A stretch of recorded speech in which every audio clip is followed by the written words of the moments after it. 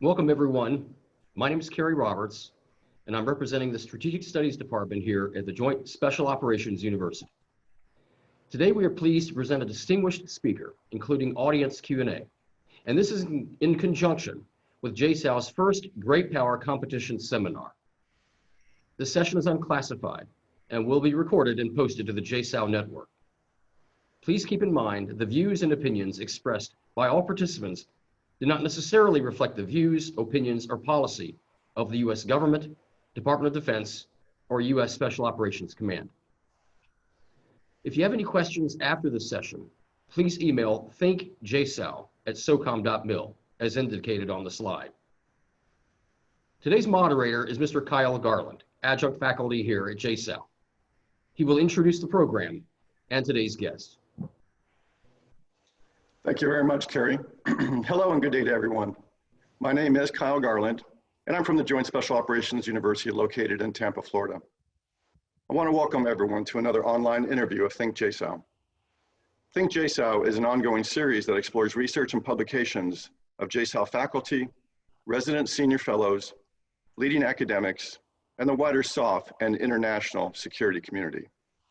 The online collection includes interviews and conversations with authors and researchers and is intended to supplement existing publications, articles, and other active discussions. I encourage everyone to explore the complete Think JSOU collection by reviewing our online offerings posted to the All Partner Access Network, or APAN, and also available for streaming through our library and social media sites. Today, we are honored to have Dr. Victor Davis Hanson join us for a conversation on strategic historical lessons in an era of great power competition, or GPC. Dr. Hanson is an American classicist, military historian, columnist, and farmer. He has been a commentator on modern and ancient warfare and contemporary politics for National Review, the Washington Times, and many other media outlets. He is a professor emeritus of classics at California State University, Fresno, the Martin and Illie Anderson Senior Fellow in Classics and Military History at Stanford University's Hoover Institution, and also a visiting professor at Hillsdale College. Professor Hanson, I suppose I should start with an apology for scheduling this interview the morning after election night, but I'm very much glad that you woke up early and that you're joining us this morning. Yeah, well, thank you. I don't think many of us slept very much because we were watching Return, so it's... Right. We have the advantage of being on the East Coast, and for our audience, Dr. Hanson is on the West Coast, so it's a little bit different. I'd also like to welcome those members of the JSOU Great Power Competition Seminar who are tuning in this morning. But sir, I'd like to go ahead and start our conversation. And for our audience, just a very quick review. After President Trump was elected in 2016, the national security strategy was drafted in 2017, which shifted our focus from counterterrorism and counter-violent extremist organizations to an increased focus on great power competition, Russia and China. So Dr. Hanson, I'd like to begin with a big picture and perhaps overly simple question. As a military historian, sir, is there a time in history that resembles our geopolitical and national security environments today? Well, I think there's plenty. I think, I'll give you two off the top of my head. I think Rome had the same dichotomy in its enemies. At various times in the empire, it was at war with the Sassanid Iranians, or what had been earlier called the Parthians, the Carthaginians, but simultaneously to that, there always was a breakout with sort of bin Laden type characters, whether it was Mithridates or Jugurtha or renegade generals like Sertorius. So they had two types of strategies. One was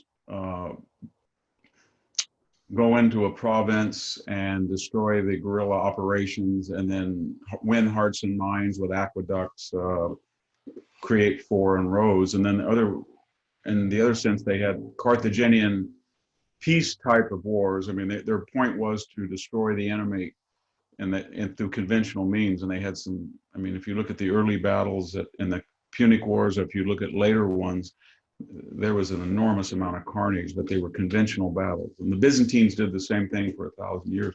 The British were very good at it. So they could fight non-conventional wars in Spain and or arm allies in Spain to do so. They could fight in the Afghan wars, and then they were fighting the French at sea, or they were opposed to the Spanish. But they had, like we do, they had a dual purpose military, one for unconventional or non-conventional warfare, terrorists, etc. And then the other was big power rivalry. So, and I think that's where we are today. We have a lot of exposures. We have a strategy that's worldwide, and we're not sure whether we have the assets or the right calibration between assets, between non-conventional and conventional. And it seems to be, because of the rise of China and the request of our allies to contain it, there seems to be right now more impetus or more worry about a conventional threat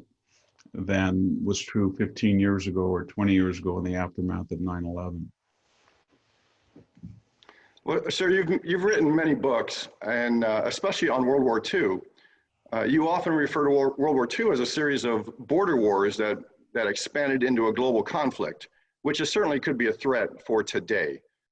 So, sir, I'd like you to, could you please share your thoughts on the necessity for understanding correctly the kind of war in which you're engaged, and how has the United States fared in doing so?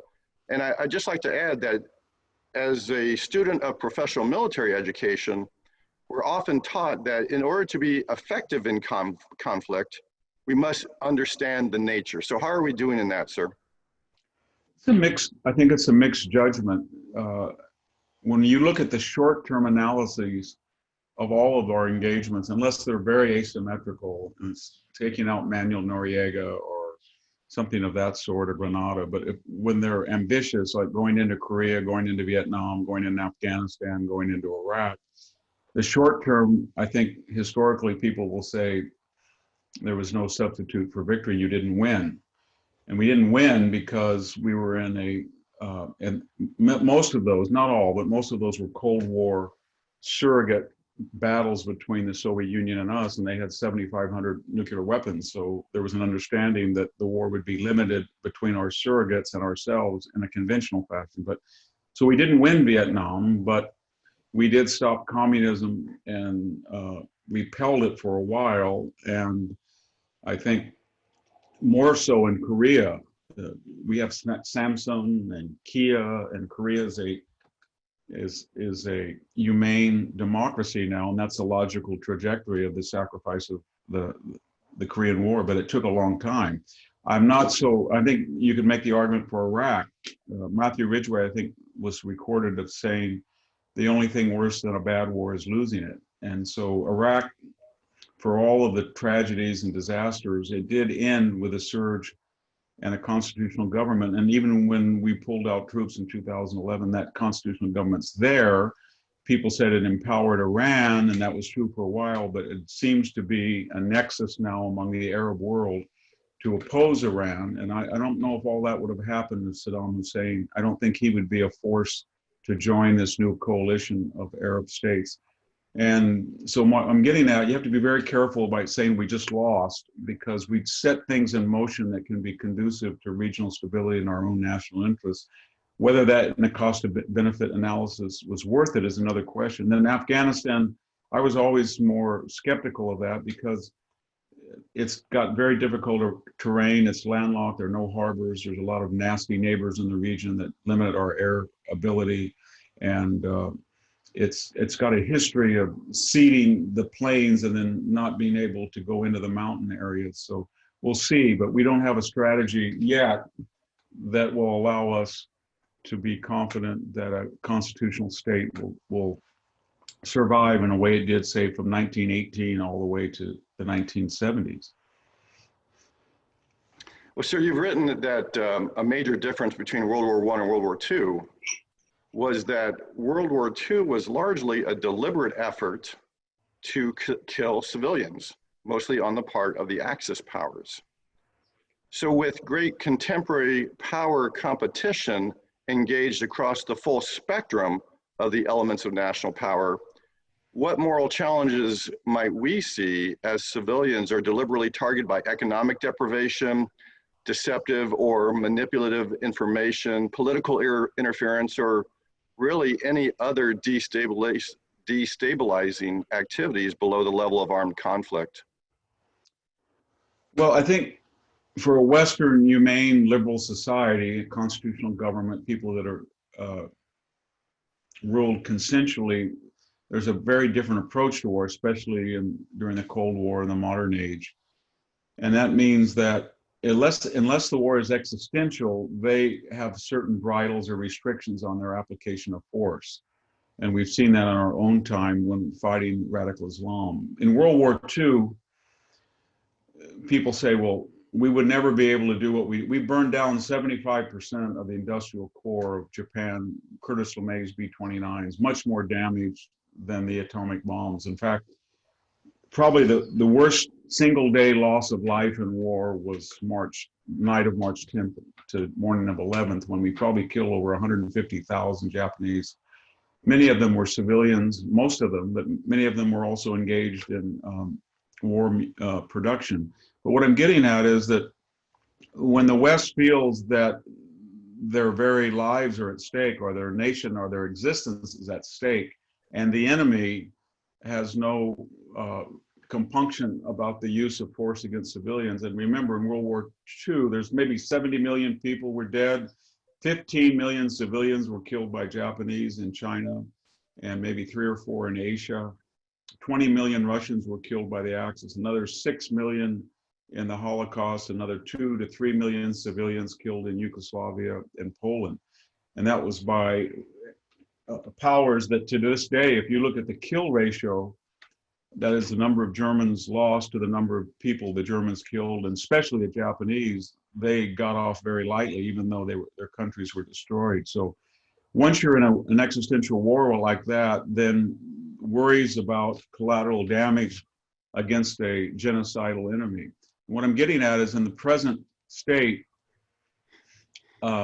we are very, when we have these optional expeditionary operations, we have to be very careful about a drone killing civilians, and we try not to.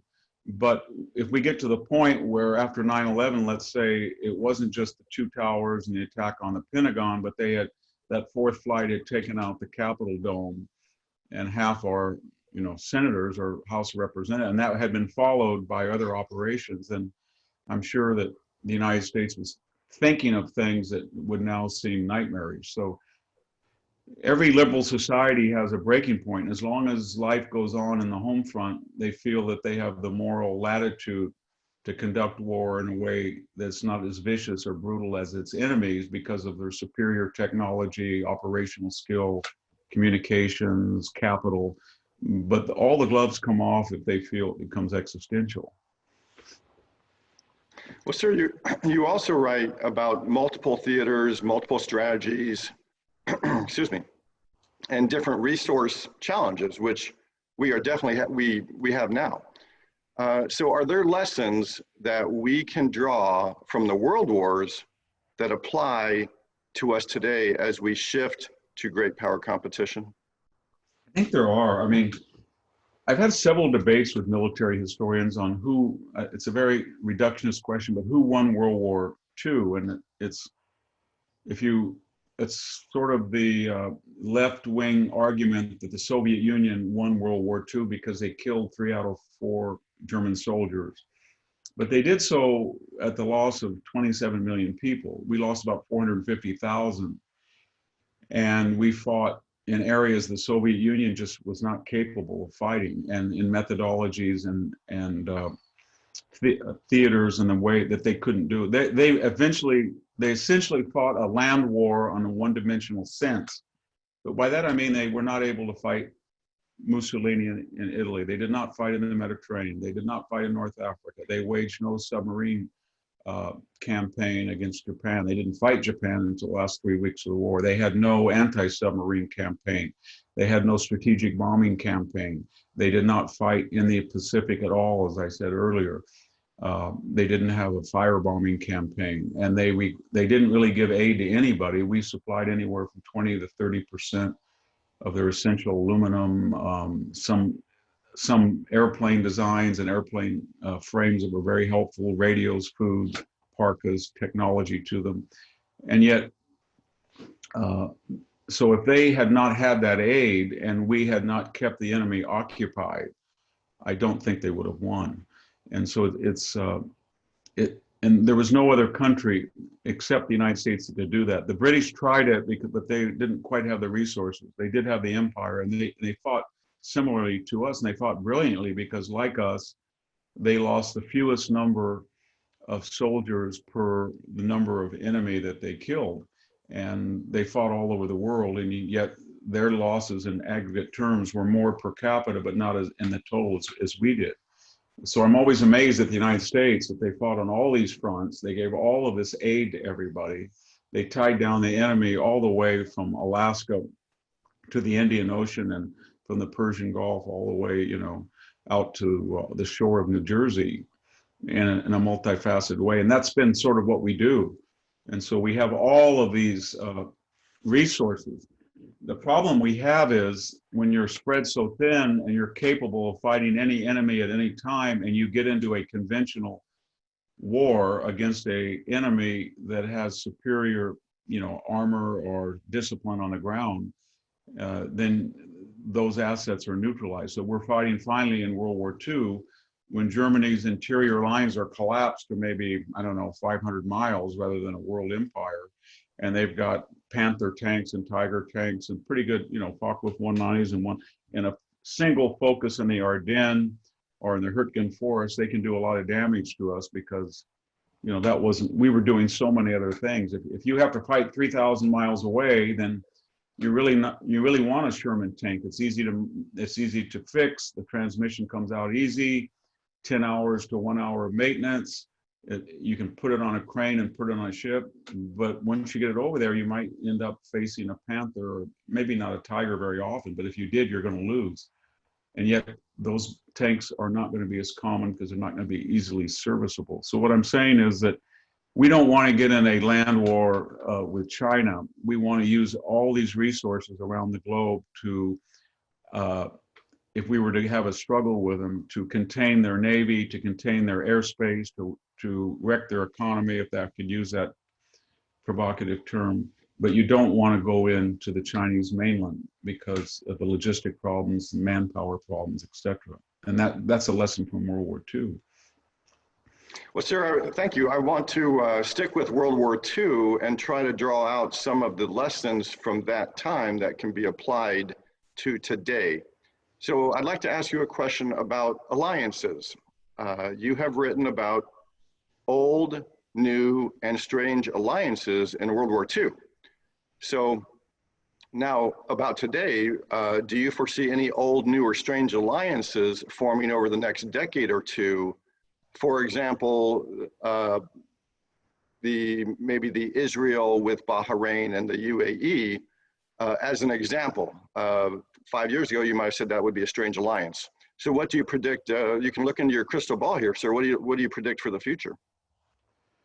Well, there's two currents here. One are strategic moves that are idiosyncratic to the Trump administration, and some are bipartisan and are post-war in nature. If the Trump administration should lose, I don't think that a very successful strategy of encouraging the moderate Arab countries and Israel to stop this Iranian crescent of, theocratic Iran and the Assad dynasty and Hezbollah, and perhaps even Hamas reaching the Mediterranean. I think that strategy is over. I think the Biden administration will go back to the Iran deal and focus on the Palestinians. But if Trump were to win, I would imagine that Saudi Arabia and all of the Gulf states within 6 months are going to come into an alliance de facto with Israel.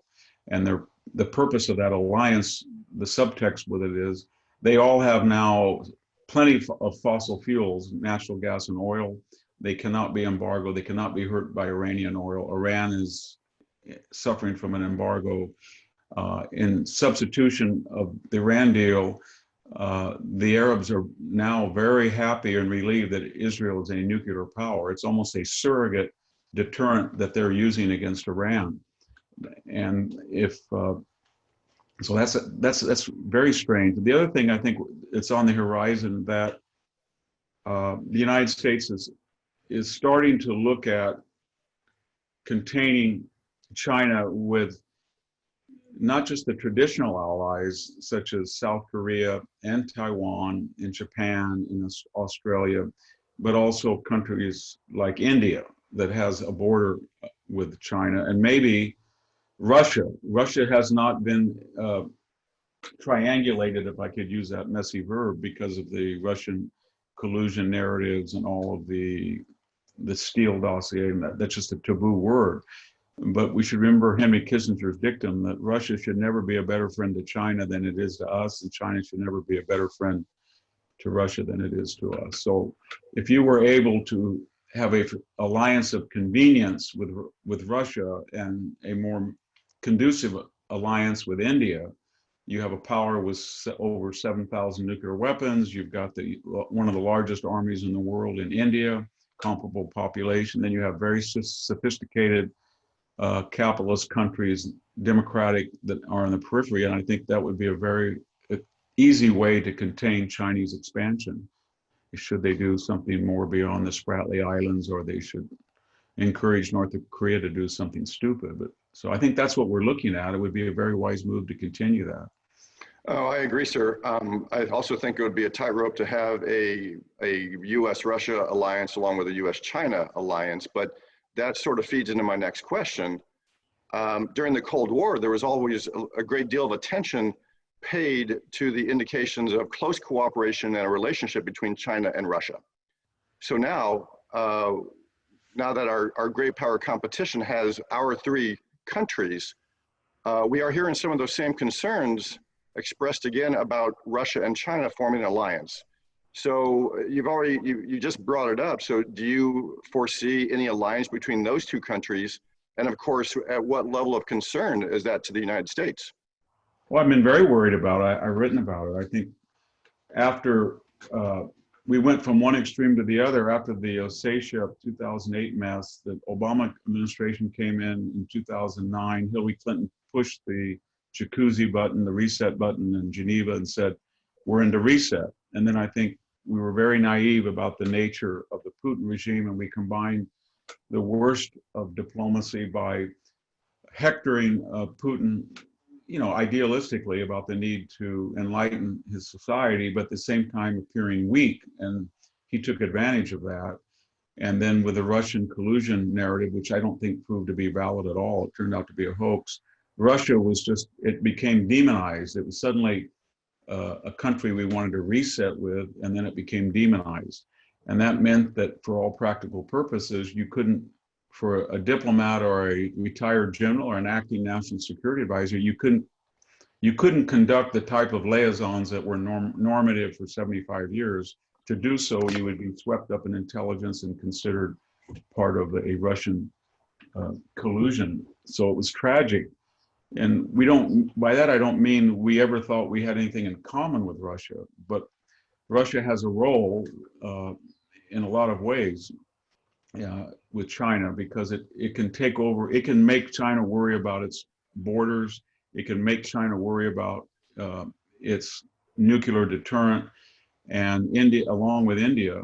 And I think we can be much closer to India than we are to Russia, but these are two valuable tools that we need to really exploit, because I'm not a fan that there's a inevitable trajectory of Chinese power. I think they've got a lot more power problems than everybody thinks, but I think at some point they're going to decide that they have to step up their aggression against their neighbors, or they're going to have to, because I don't think they're going to win this new U.S. policy of containment of China economic.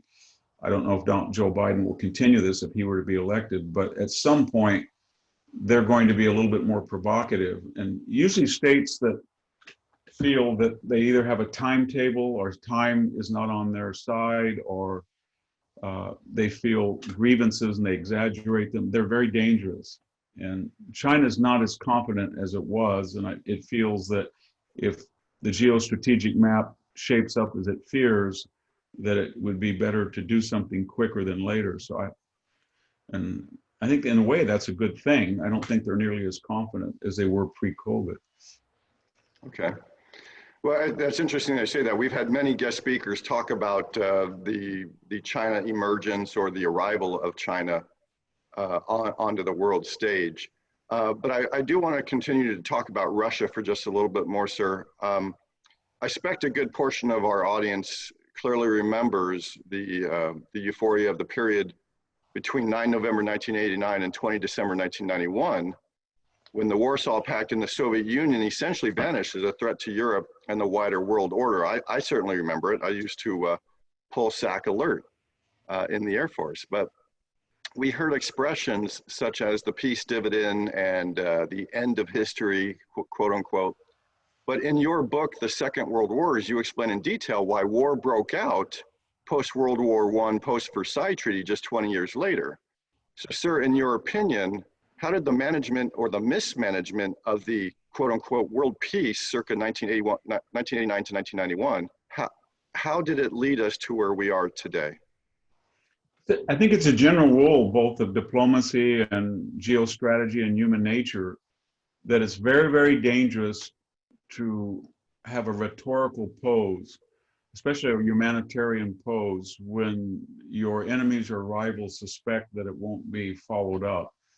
In other words, that either it is so powerfully humanitarian or utopian that nobody would dare question its premises, or you have adopted this idealistic stance because you're repelled by war. After Versailles, just to take an example, it was pretty clear that the Germans felt right after the armistice that they were going to be invaded, Pershing and folk and Clemens who wanted to go in and occupy. And then when that didn't happen, within 6 months, they were very stubborn at Versailles. And within 2 years, they were blaming Jews, socialists, because they said, we never surrendered on German soldier. We were stabbed in the back on foreign soil. We were on the march. That was a lie, really, but it was very persuasive.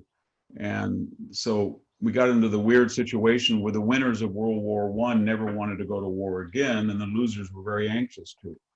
And so I think we have to keep that in mind, that if you start to pose and declare things, and I'm getting now back to more relevantly to your question, if you're going to have a NATO post 1991, 92, 1989, whatever date we choose for the end of the Cold War, and you're going to accept new NATO members, and you have this idea that the more NATO members that are accepted, the more now are within your safe zone of democratic market capitalism, utopian Western values, then somebody's going to look at this and say they've stepped further and further to our borders, i.e. Russia.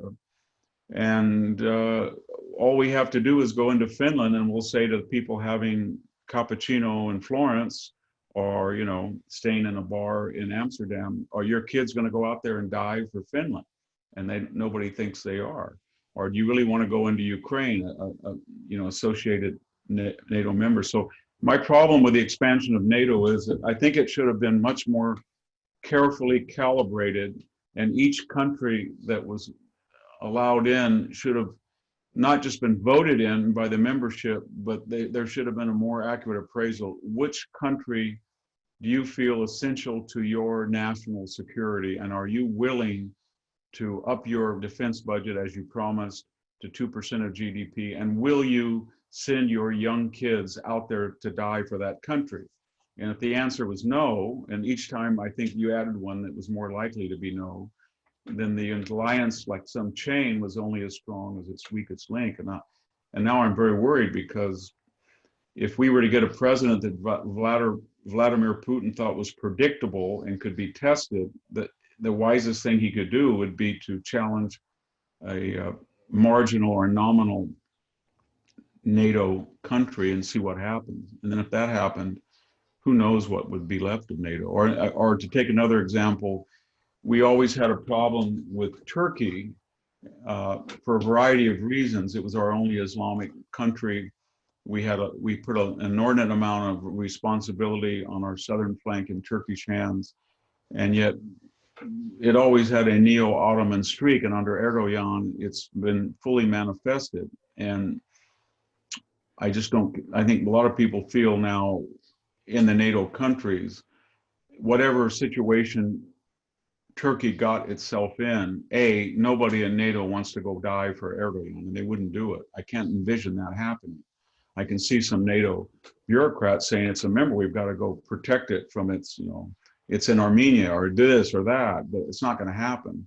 And then more importantly, it seems to have a technological relationship of exchange of expertise and material that could be quite damaging to NATO with Russia. And I don't know why we still have nuclear weapons there, but the Turkish government seems to have assumed that they're de facto part of their own deterrent, and it would be very hard for the United States to get them out. I don't know whether we've got them all out or we got some out, but there's a lot of problems with Turkey.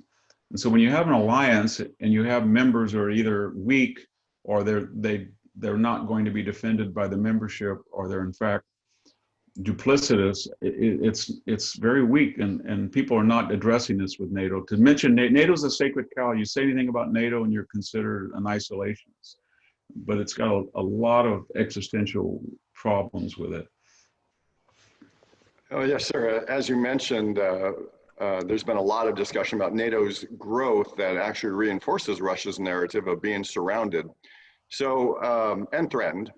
But sir, my next two questions were going to be about NATO, but since you just discussed it, I think you saved us some time. So I'm going to skip forward a little bit and ask you questions a little bit more specific to great power competition. So I guess the first one is, how do you see the challenges and responses to GPC moving forward? For example, do you believe the current emphasis on great power competition is merely just a return to Cold War dynamics, or do you believe we are confronting a new and different security environment? Great power rivalry, I mean, it begins with recorded history. It's nothing new. It's just simply that certain times in history, whether it's Sparta or Athens or Carthage and Rome or Britain and France or the Islamic world versus Christendom and during the Crusades, power focuses in two antithetical blocks, and they usually don't want to go to war against them if they feel their enemy has a viable deterrent. They use surrogates, they use religion, they use ideology, and then finally when they do fight, eventually one side wins, and then you have a unipolar, and everybody comes out and says the Spartan Empire is now united Hellenism, and war is all over. Athens will never come back. Or the British say that, we've defeated Napoleon, we have no problem, and then that never lasts very long. And so there's always there's always nations and forces that fill that vacuum. So it's wise to study these rivalries. And what we have tried to do, as I understand American foreign policy after World War II, is we developed a deterrent of such a caliber that when our big power rivalry with the Third Reich and the Japanese Empire was over, we foolishly, for the first year of the Truman and second year, disarmed, but we got over that illusion very quickly, and then we recalibrated, and we were able to detour in each theater the replacement. So the Third Reich vanished, and suddenly we had the Soviet Union in Europe. Japan vanished, and suddenly we had Mao in Asia. And I think that happens a lot. And there were enough wise people in the United States to say, it doesn't really matter whether the Soviet Union was our partner. It doesn't really matter they made enormous sacrifices. It doesn't really matter that Chiang Kai-shek is corrupt. This is the greater threat. And in terms of diplomacy, 51% is all you need to have an enemy sometimes. So they were the greater threats. There were other problems, but we were wise enough to see that these were global communist forces. They had as their target the destruction of the West, and we just forgot our recent history, and we contained them very successfully. Well, sir, as I mentioned in the introduction, the Joint Special Operations University is currently conducting a great power competition seminar. The first one of, I expect, a series of seminars. So I'd like to ask you a question that's near and dear to the hearts of the United States Special Operations Command. But during a recent presentation, one of our JSOU senior fellows was asked about the role of special operations forces in this new strategy of great power competition. And he suggested that we should look at the dynamics of the Cold War and identify what worked and what did not work. So, sir, are you aware of any Cold War lessons that are relevant to today's national security strategy and SOF's role therein? Well, if you're talking about special forces or special forces training, indigenous forces or CIA operations, we want to avoid something like the Bay of Pigs. And by that, I mean where the special forces has a strategic plan that may be okayed by the president, and it has an effective strategy, and it may win its objectives, but at some critical point, and that happened very early in the Bay of Pigs, it becomes a geostrategic issue. In other words, for the administration in power, I think wrongly, but nevertheless, historically, you look back and say the Kennedy administration had legitimate concerns that effort to cause an indigenous pushback against Castro would bring Russia in, and the following would be bad. And in fact, in some ways, it contributed to the Cuban Missile Crisis.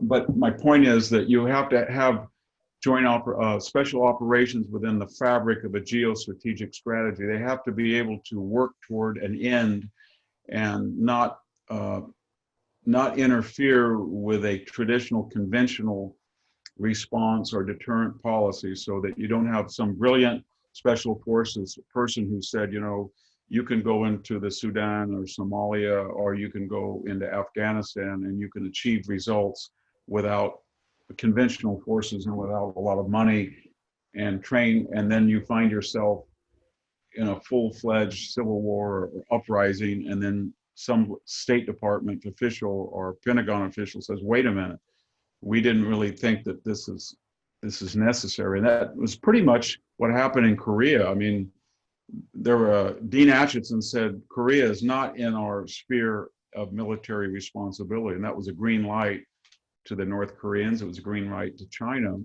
And so when we got down to Pusan, there were a lot of people in Europe especially that said, why don't you just get out of Korea? I'm glad we didn't. But that war, part of the problem with that war was that there were people in the State Department and the military and in Europe that said, you're expending a lot more resources and it's not in sync with the overall strategy, which was Europe first and to hone our defenses against the Red Army on the ground outside Germany.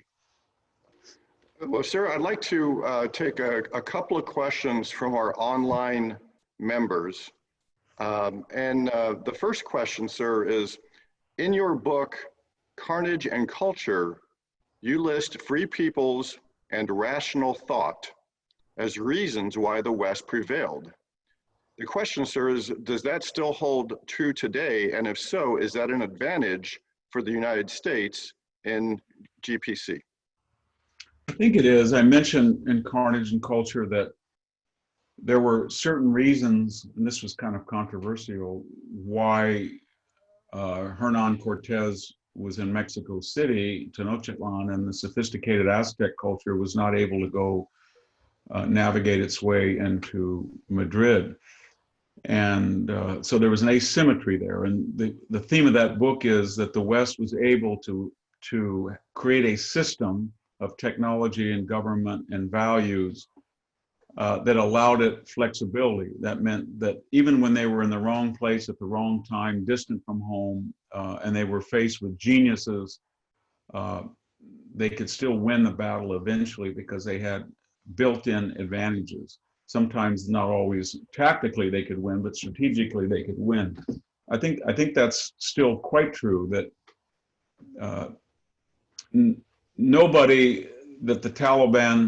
the Taliban are not able to go anywhere outside of Afghanistan, and their backers and to the degree that they had some successes on 9/11, I don't think we very quickly reacted to that.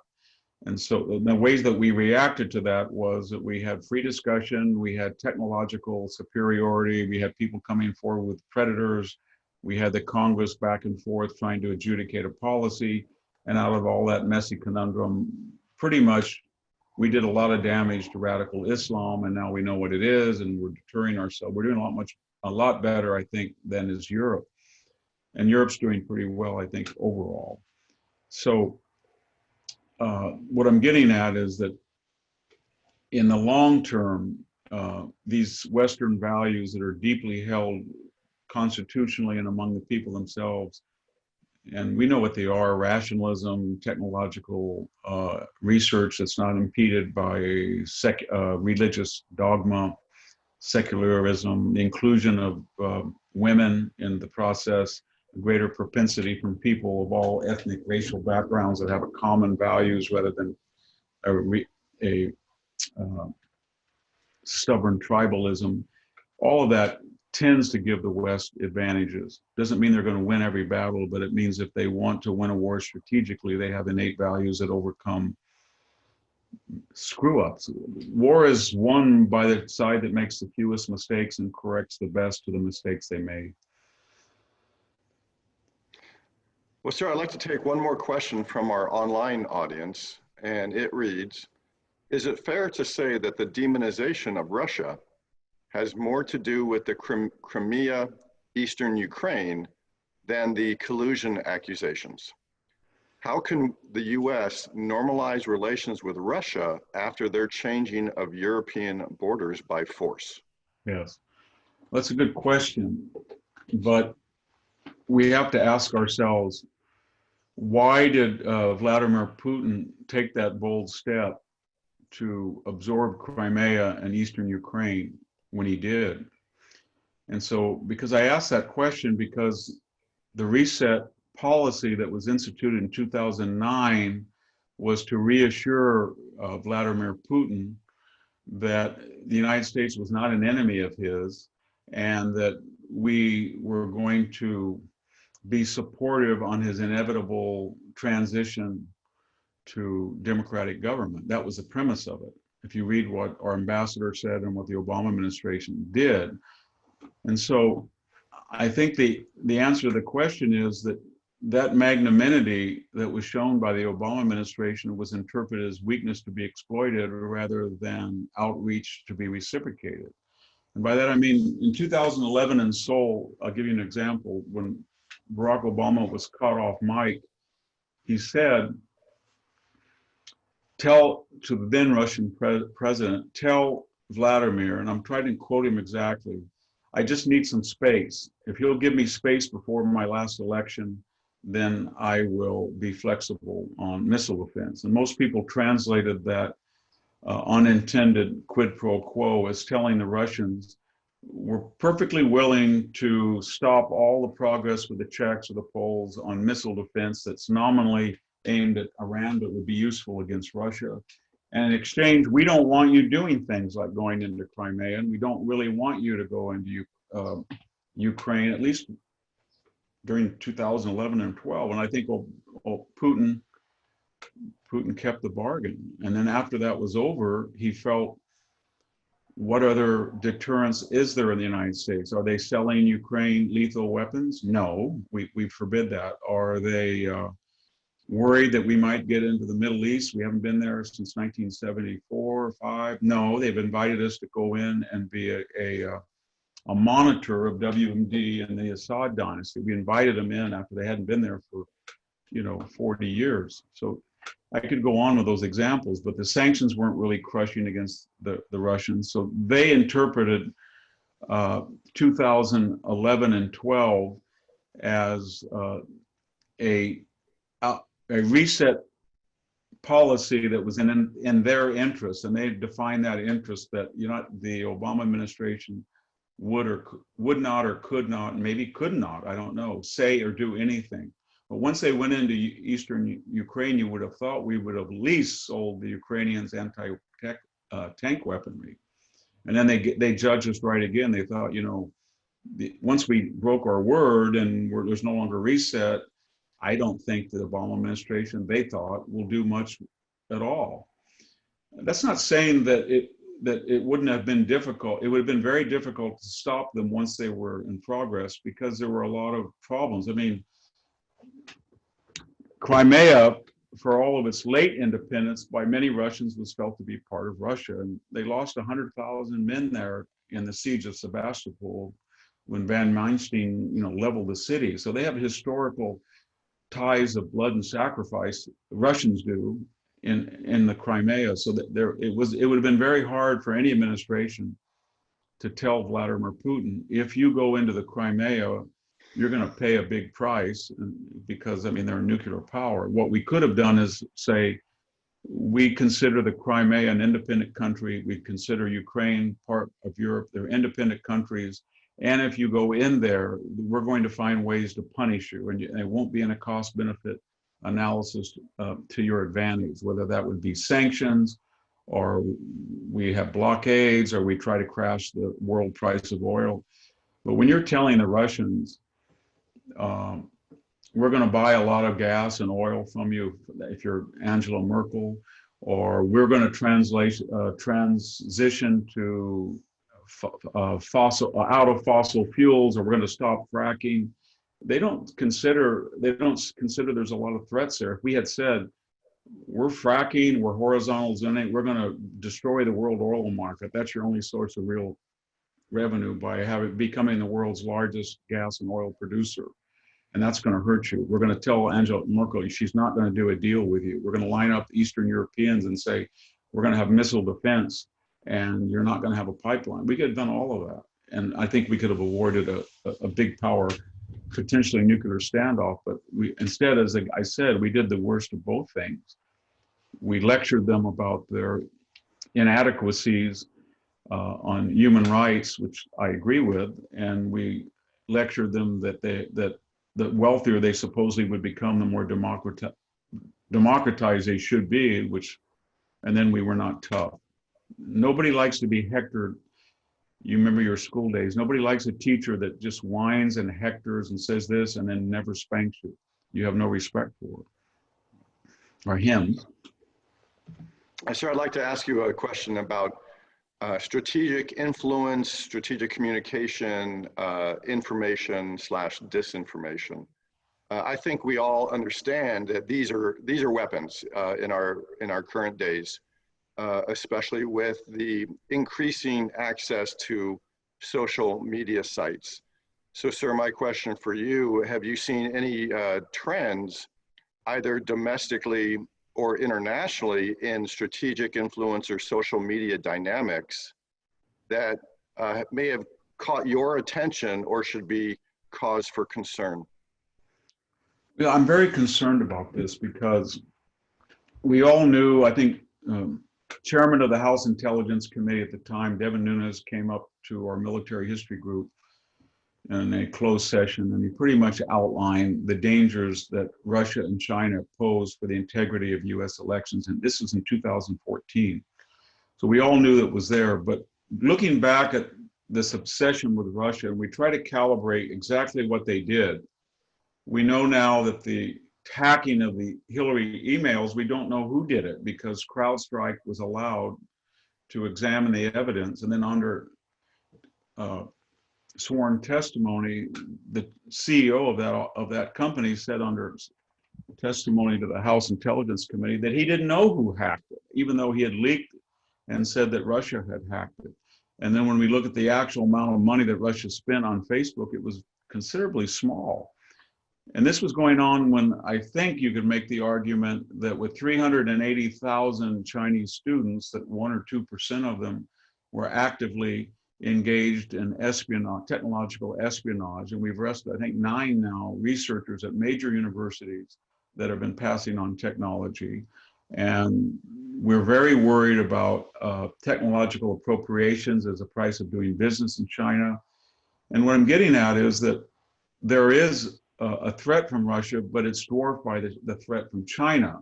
But China has a much more sophisticated propaganda. They much better understand the social economic and cultural contours of the United States than Russia does. And so if you're a pundit or a commentator or an op-ed writer and you're subject to influence, here's the difference. Somebody from Russia TV calls up, kind of a sexy voice, and says, "We love you, we'd like you to go on Russian TV." That's very easy to see what they're doing. If it's the case of China, they'll email you and say, "We know you share our concern about human rights and the racist treatment that we've been receiving and the racist tropes that are going on in your own country, and given the history of Asian exploitation in your own country." And they understand us very well. And it's a much more sophisticated argument and appeals to a lot of people in a way that the clumsy Russian effort doesn't. And the stakes are so much higher because given the size of the economy vis-a-vis Russia, China is a real existential threat. So I'm worried about China because not just because they want to have a cyber capability, they want to disrupt our elections, they want to undermine our institutions, but they have a much greater ability to do that. When you have the National Basketball Association, essentially its marquee stars lecture in the United States on its moral shortcomings, and then they were completely quiet about the Uyghurs, Hong Kong democracy being destroyed, the end of Tibetan culture, organ harvesting, endemic racism in China. There has to be a reason. And the reason is that to bulk up a failing market, which is losing viewership, they've got a $5 to $6 billion endorsement and franchise market in China. Or when you wonder about certain Hollywood products and you're told pretty explicitly through communications from Hollywood executives that the Chinese say, these are what we want you to make, and we don't want any dark-skinned actors in them. We want lighter skin because that appeals to the Chinese market, and they do that. So their efforts to influence American society at all levels are so much more insidious and effective from their point of view than are Russia's, and yet we're obsessed with Russia. So it doesn't make any sense to me. Well, sir, we're approaching the end of our time. What I'd like to do is ask you one final question, and then I'm going to ask some of the questions that are piling up from our online members. But my final question for you, sir, is obviously we're not really talking too much about the political situation in our country right now, but it's hard not to, being November 4th. So there's been a lot of concern about the American people's security and becoming more concerned about domestic security in the wakes of the pandemic, in the wake of natural disasters and civil unrest, as you just mentioned. So if the United States begins to look more inward and less outward, based on historical examples, once again, are there lessons that we can draw upon if we indeed find ourselves in this path? Well, I mean, if you looked at Athens in 431 and its war against this preemptive Sparta, people thought maybe Sparta would win given its army, but given Athenian democracy, its cosmopolitan culture, its vast flexibility in defense, it was pretty clear from the first year that Athens could win. And then they had a plague, it took a fourth of the population, they had internal dissension, they had one coup in 411, and then finally what ended the war wasn't just the Battle of Aegospotami, but another coup inside. So Athens lost the Peloponnesian War because there was internal dissension. Rome won its much more ambitious Punic Wars because they had a better constitutional system that created greater cohesiveness at home. I'm very worried about that because our foreign policy is now becoming reflective of one of other political party. There is no bipartisan post-war consensus. Maybe there shouldn't be because the world has changed. But if there is a change in administration, I have a feeling that things that are considered matters of foreign policy will be radically different. I could envision a Biden-Harris, if they were to win, to actually take down part of the wall, reopen the border.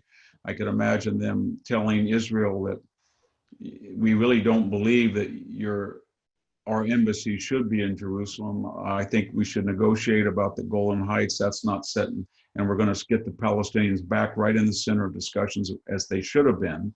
And we don't really like Saudi Arabia, given its human rights record, butting into this equation. And we feel that Iran was unjustly sanctioned. We want to go back to the Iran deal. So these would be very radical. And then if there was a pushback, we would have a reversal. There is no consensus now because of the dislike of these this red, blue, urban, rural, liberal, conservative, Republican, Democrat, and it's affecting our foreign policy. I will say, but much more controversially, and I don't know if I'm allowed to say this, that there is also a political dialectic that's changing vis-a-vis the traditional support in the military, and it makes things very complex. By that, I mean, it used to be that the left said they were very suspicious of the military after Vietnam. And when you look at conspiracy theories, 7 Days in May or Dr. Strangelove, it was always the premise in the 60s that the military was capable of a coup, or the military is unhappy with it was a complete slander, but it was, you knew where it was coming from. That has reversed now. And when I read in Foreign Policy in January 9th of 2017, a very prominent intellectual who served in government suggesting there's 3 ways to eliminate this new administration at the time. 11 days into it, whether it be 1, the 25th Amendment, 2, impeachment, or 3, a possibility of a military coup. And then when I see maybe 35 officers with our most illustrious officers, 4-star and above, Navy, Air Force, and I see terms like their commander-in-chief is Mussolini, or he's using Nazi-like tactics, or the border reminds someone of Auschwitz, or the commander-in-chief should be removed sooner than later. What I'm getting at is, I'm not suggesting that that's a coup at all, but I'm suggesting that we better really look at the Code of Military, Uniform Code of Military Justice, and really decide whether a retired or present officer can, quote, disparage whoever it is, the commander-in-chief or not. And if it's there, it should be enforced. If not, because what I'm getting at is the traditional support for the military came from the conservative community. And I think there's a radical change in perception. As I understand it, when I go and speak, that's the first question that I get. And it's just mind-boggling that people are half the country is very supportive of the military. And they feel and that's the more progressive half, because they feel it's a way to get whether it's transgender or gay marriage or women in combat, you can get an agenda without going through the clumsy legislative process. Or the other half, the conservatives part, says, you know what, I used to object to generals or admirals being on defense boards. I used to support that. They should never be on a defense board again. They can't be in a revolving door. I don't want a retired general saying that he wants the commander-in-chief removed sooner or later. So we've had a complete flip, and I haven't calculated the effect on the military, but the military's traditional source, at least at 1-star to 4-star support in the conservative community, is really gone. And it's been taken over by the progressive community. Partly that's because high-ranking officers are more Washington-centric than they were in the past. But the days when the left worried about a George Patton or Curtis LeMay are over with, and now they're seen as social justice warriors, and the right sees these generals that I won't name, but have said things as sort of insurrectionary. And that's a complete switch. And it's something I think the military needs to discuss internally, because that's not going to be good if we find ourselves in an optional military engagement and they feel that they're going to appeal to traditional sources of support within the United States. They're not going to have it for a variety of reasons. Thank you, sir. Again, we are about out of time, so sir, this is going to be my final question for you. And this comes from one of our online members, and it's about NATO. This person was intrigued with your conversation about NATO earlier. But the person is asking if the rift between the countries, the NATO countries in the North versus the South, if there is a rift, how would that play out in a conflict with Russia?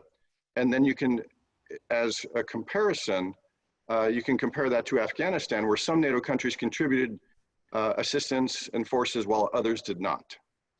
Yeah, well, in the southern, it's very interesting because speaking as someone who lived in Greece for 3 years, when Greek, I lived near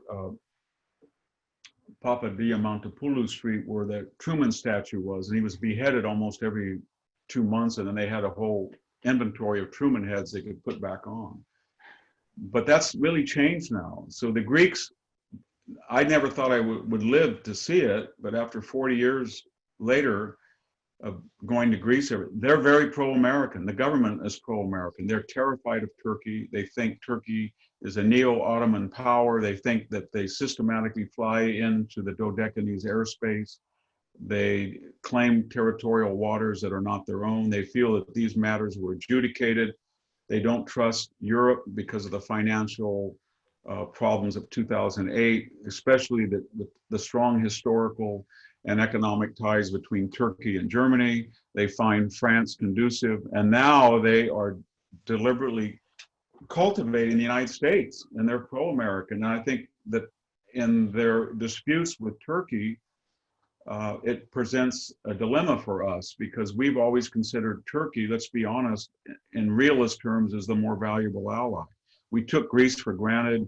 Turkey was on the front. It had a larger population, larger army, and we armed it to the teeth more than we did the Greeks. But now I think it's just the opposite. We're very worried that Turkey is antithetical to NATO values. It cannot be trusted with NATO technology. It would not necessarily come to the aid of a NATO country. It might start a war with another NATO country like Greece, because I think if you look at the jurisprudence of the Cyprus debate, I think most international lawyers see Turkey as culpable. And then you throw into the mix that while Turkey is desperately seeking Russian help, Russia's an Orthodox country. And Russia seems to be very supportive of Armenian Orthodox interests, as it is Serbian Orthodox interests, as it is Greek Orthodox. So we have to be very careful in the Eastern Mediterranean. But I think what we're trying to do is say to Turkey, you don't have a lot of friends. The friends that you think, like Russia, will probably not come down on your side. And NATO probably won't get into it and wants to preserve the alliance. But the United States, when it comes down to it, will probably tilt toward Greece. As far as Afghanistan, I don't think any European, I think what will happen is the Europeans will say to us, after all our sacrifices there, we have to stay the course, and then we'll privately be relieved and not have to send anybody there. And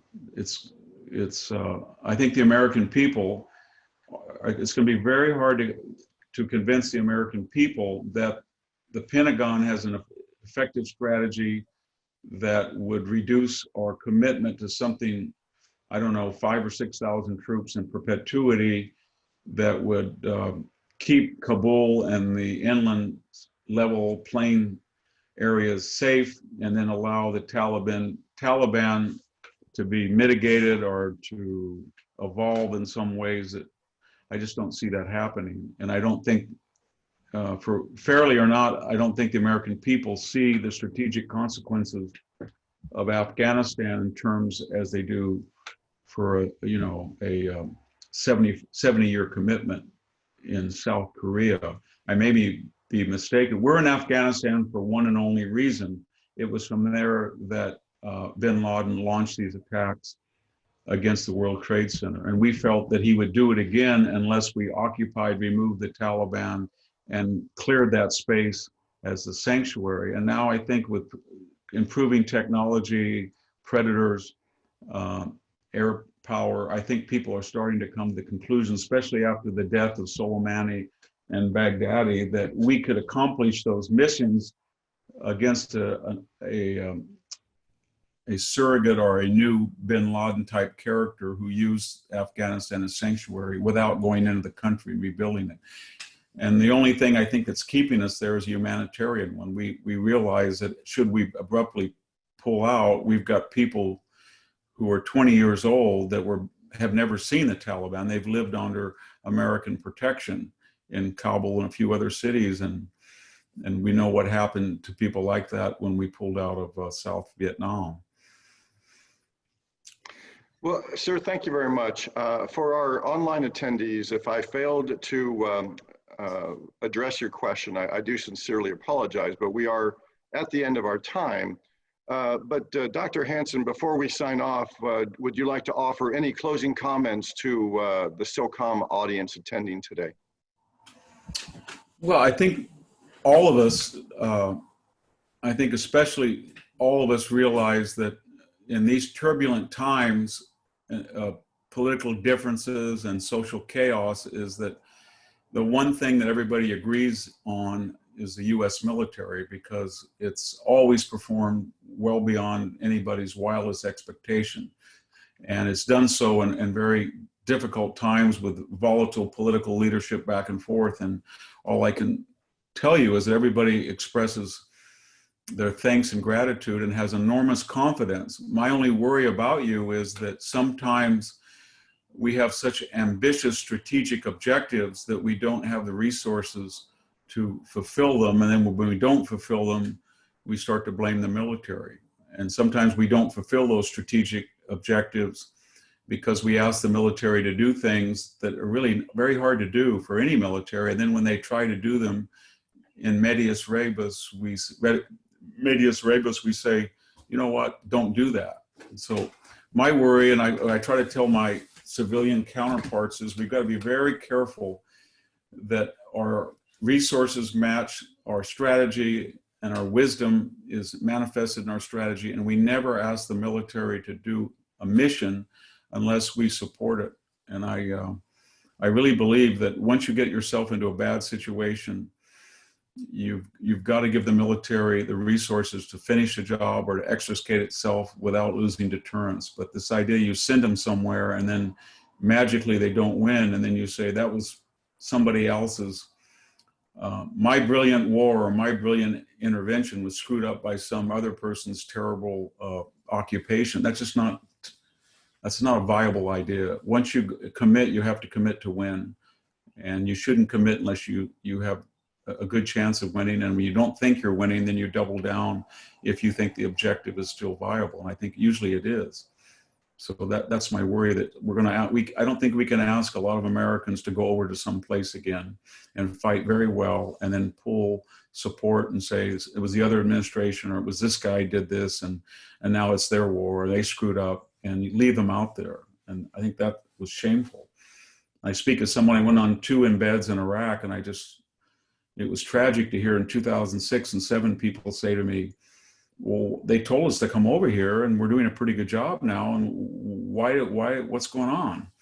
And so we don't want to get into a situation like that again, and yet that's a great danger that we will. Well, Dr. Hanson, I'm sure you're anxious to get back to the election results, but on behalf of the president of the Joint Special Operations University, Dr. Ike Wilson, I want to thank you very much, sir, for participating in this conversation and for sharing your time and expertise with us today. Well, thank you for having me. I appreciate it. For our online audience today, if you have feedback for this session or any Think JSOU activity, or if you'd like to nominate a speaker for a future engagement, please contact us at thinkjsou@socom.mil. And I would like to put in a plug for an upcoming interview with Lieutenant General Retired H.R. McMaster, which should be happening on 13 November. I'd like to close by once again encouraging everyone to explore the complete Think JSOU collection by subscribing through the library, APAN, or on JSOU's social media sites, where all these videos are loaded.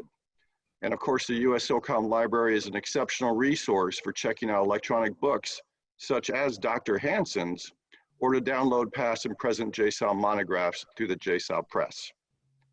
So I'd like to close by saying that this series is brought to you by the Department of Strategic Studies of the Joint Special Operations University. I want to thank Dr. Hanson, and I want to thank all the online attendees for making this a successful engagement. Thank you all for watching. Thank you.